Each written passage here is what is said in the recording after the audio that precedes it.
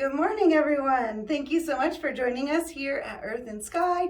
Those of you joining us online, we really appreciate all of you. And anytime you give us feedback, we always love those comments. And if you want to subscribe to our channel, if you haven't already, please hit the subscribe button and hit the bell button to get the notifications as often or as little as you want to receive them. Today we're in our third part of this series on karma, the 12 laws of karma. And the first week, if you haven't caught it yet, was the first 3 laws all in one video. Last week we did the 4th law, and today we're going to be doing the 5th law of karma. This is the law of mirrors. And again, I was planning to do a couple of them in one talk, but I felt like this one I could have broken out into 2 talks, so I'm combining it in one here because there are a few things to consider with the law of mirrors. There are a few different ways to look at this one. Sometimes this one is referred to also as the law of responsibility, which is a different way of looking at this one. So if you have ever noticed that you've been around someone and maybe you felt judged, or maybe you had someone say some very harsh words to you or insult you in a certain way, and it can be upsetting at first thought if you take it for what they say. But the law of mirrors, this karmic law, teaches us that whatever they're saying really isn't even about you anyway. If they are saying things and judging you or talking about you in certain ways or telling you that you are wrong in certain things, truly what they're doing is telling you about the way they see the world, because we are always reflections of mirrors within us and around us. And the way you see the world within your own perception is the coding, the color coding, and the dictionary of the way you would describe the people in your life and the world around you. It really is more about how you see the world. And the same goes for all of those other people that give you their opinion, maybe without it being warranted, and they're telling you so much about themselves. So when you encounter someone and you feel like either you've been insulted or judged or misunderstood, don't take it personally, because truly it has nothing to do with you personally. It really has a lot to do with themselves. So you should listen to the words that they say and pay attention to the specific types of words that they do say, because as you are listening to them and as they're speaking, they are telling you so much about themselves. They're telling you so much about how they see the world, what their perception of the world is. You may have noticed that there can be 2 people that are in the exact same situation, experiencing the same things, going through the same challenges, or receiving the same rewards as the other person, and one person's view of it may be completely 180 from the other person's view. One person may feel like life has just continuously happened to them and they have no control over it, and everyone in the world is so angry and upsetting and never understanding them. But truly, if you look deeper at what that person is experiencing, they are feeling a lot of anger within themselves. They are not understanding who they are themselves. They are going through all of those things on an internal level with who they are and what their perception of the world is, much more so than it describing what's actually going on around them.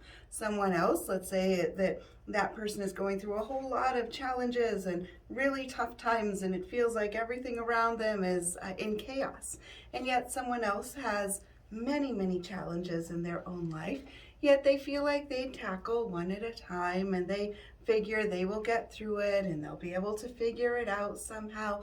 And as they maneuver through each of those, they maneuver through it with a great deal of grace, perhaps, and perhaps without feeling the panic or feeling the drama that comes out through the words sometimes if somebody feels like they're in a lot of drama.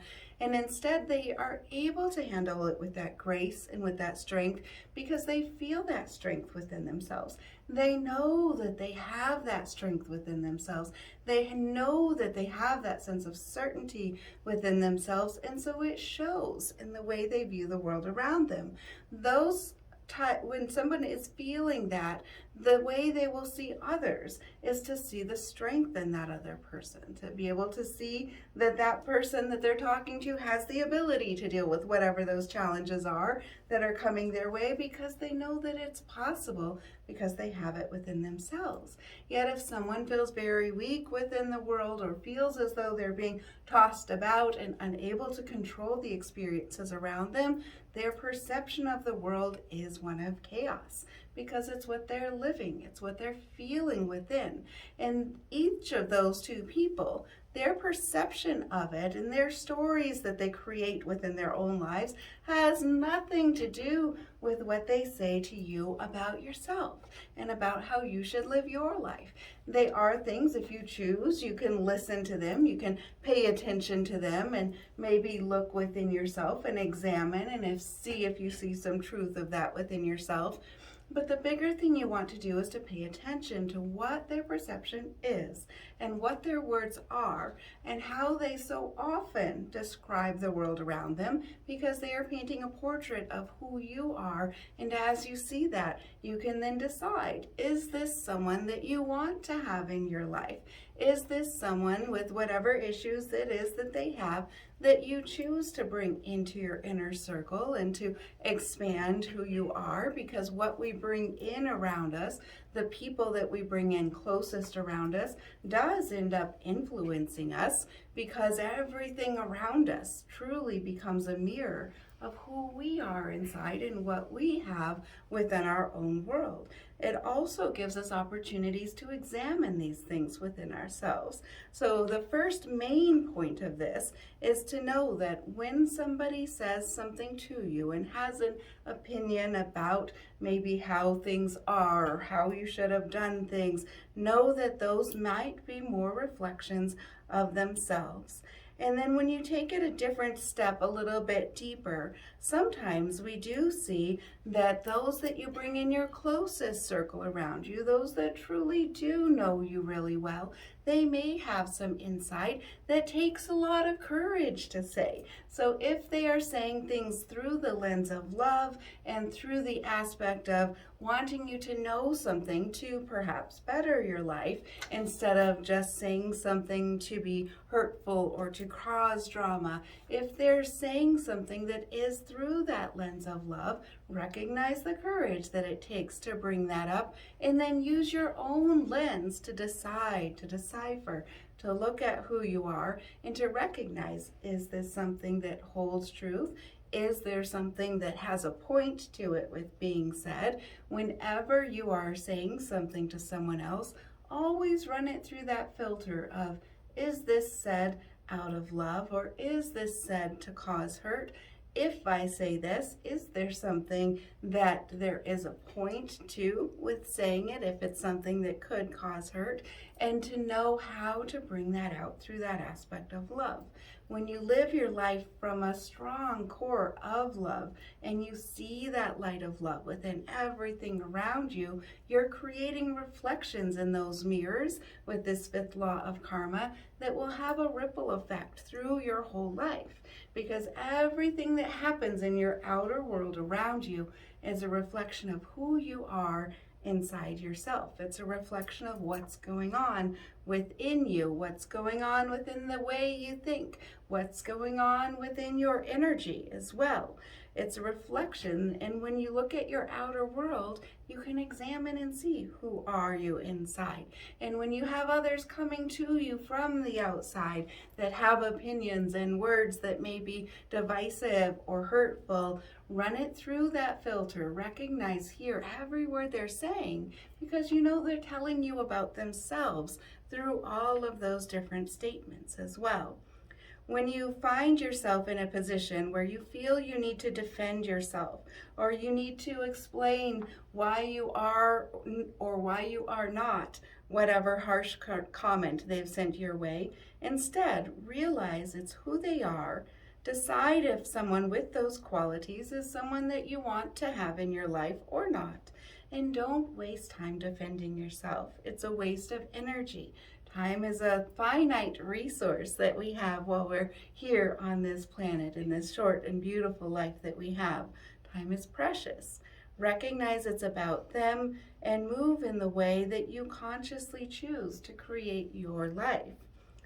Now, again, with all of that being said, recognizing that if it's something that maybe the person is very close to you and maybe they do really support you and they're saying something that was courageous to say and that was said through the light of love, recognize again, is it something that you want to bring into yourself? Is it something you want to change or to shift or to learn from within yourself? And don't waste time defending or being judgmental or harsh in return. Life is too short to spend time arguing or retorting. Instead, bring it down to its most basic and simple elements and recognize everything that is happening in your life is here for a reason, and everything is showing this beautiful law of mirrors. And when we recognize that, we bring ourselves into the present moment where we release any fear. We no longer have fear or worry or stress about what is going on, and instead we stand in a position of power, being in that present moment.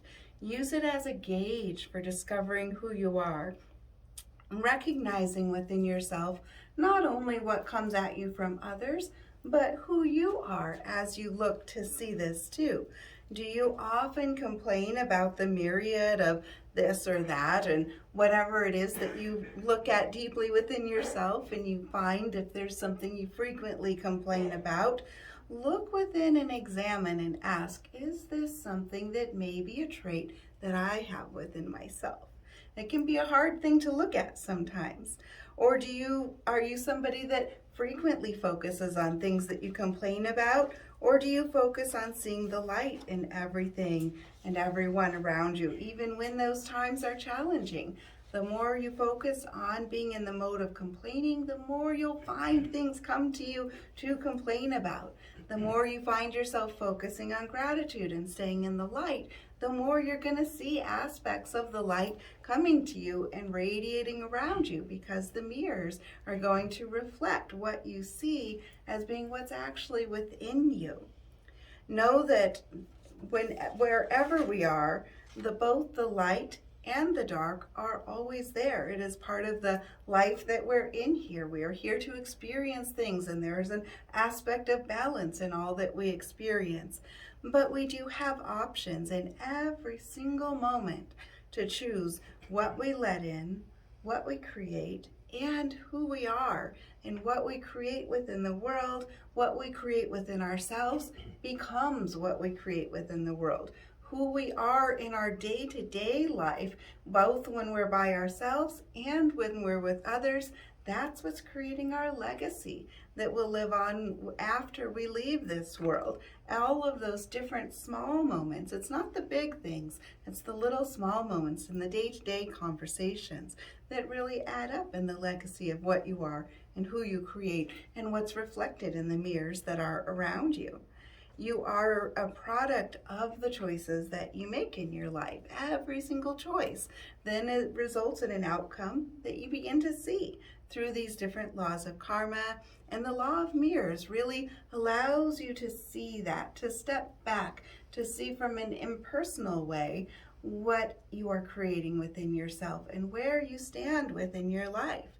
You are the product of all of the choices that you make. The law of mirrors shows us that everything we see in our outer world is that reflection of our inner world.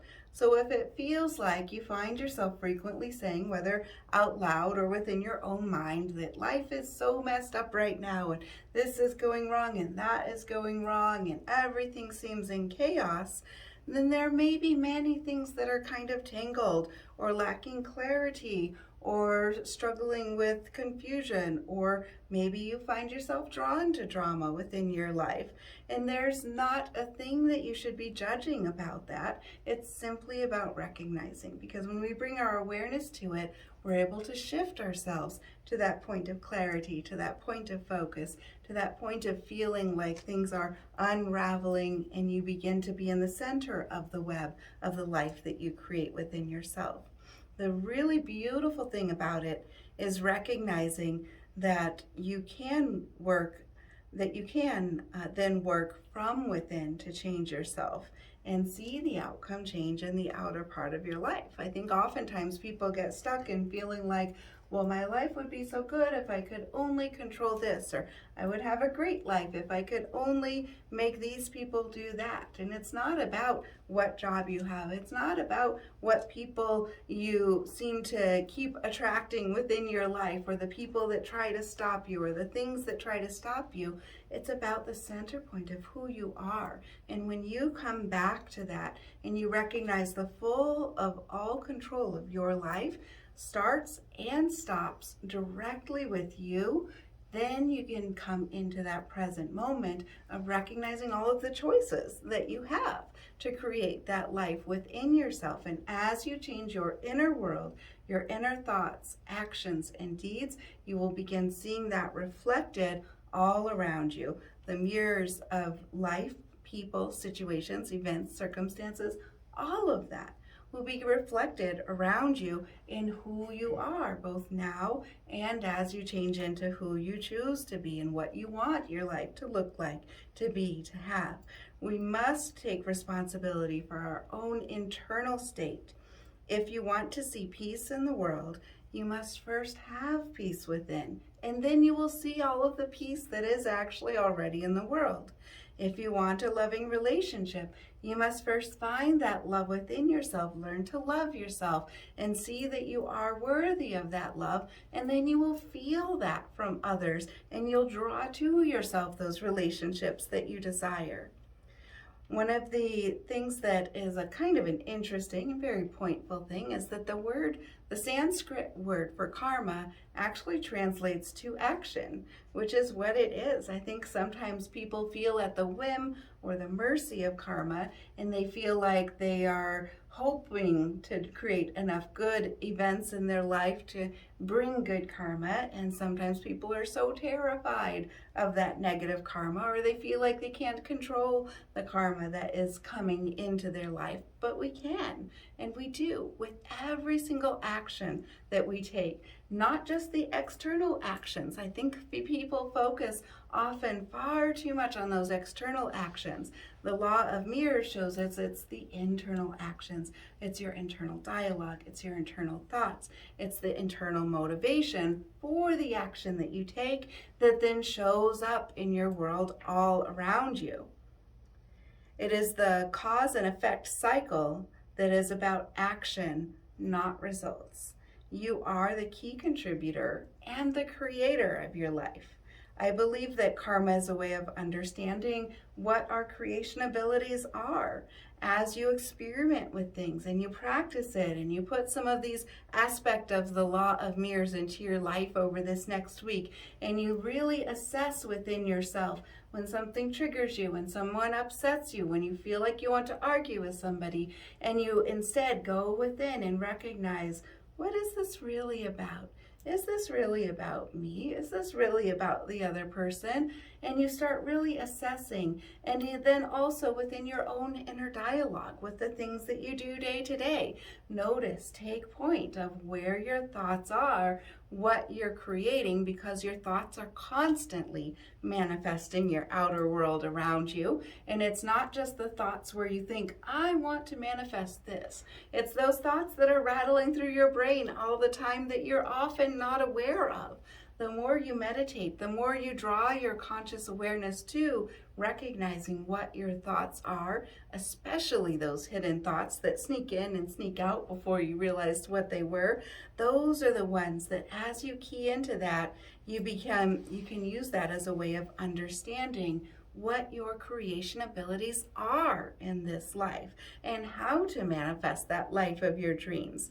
The future is not set in stone. We can change our path and we create our future through consciously being aware of and choosing our thoughts, our words, and our actions on the day-to-day level. Dr. Jennifer Rhodes had said, the journey is not about being perfect. It's about undoing what is not us and becoming who we really are. Sometimes we take in too much of what we feel like is put onto us. And we believe that. We believe the mirrors of other people instead of recognizing that the power is within you, and who you are authentically at your core has the full spectrum of capability. The full spectrum. You can be a victim if you choose. You can be a martyr if you choose, or you can be a wise one. You can be a strong one. You can be whatever you want to be. You can manifest your reality in amazingly creative and incredible ways. And you can give up that power if you choose and feel like it's the outer world doing things to you, or you can claim that power and step into the present moment of who you are and recognize and look at what are the solutions, what are the choices that are around me, what are my options, and then going from there and seeing what you have to learn with each challenging situation that comes your way. Recognize, where are my solutions? How can I help with this? How can I learn from this? And where do I want to go from here? Because it is within you. The ability is within you. The light is in you. And I really appreciate every single one of you. So thank you for joining us as we're journeying through each of these 12 steps of karma. And I look forward to seeing you next week. Remember, if you haven't already, please hit the subscribe button and the bell button to choose how often you would like to get notifications from our channel. We will see you next week. Thank you.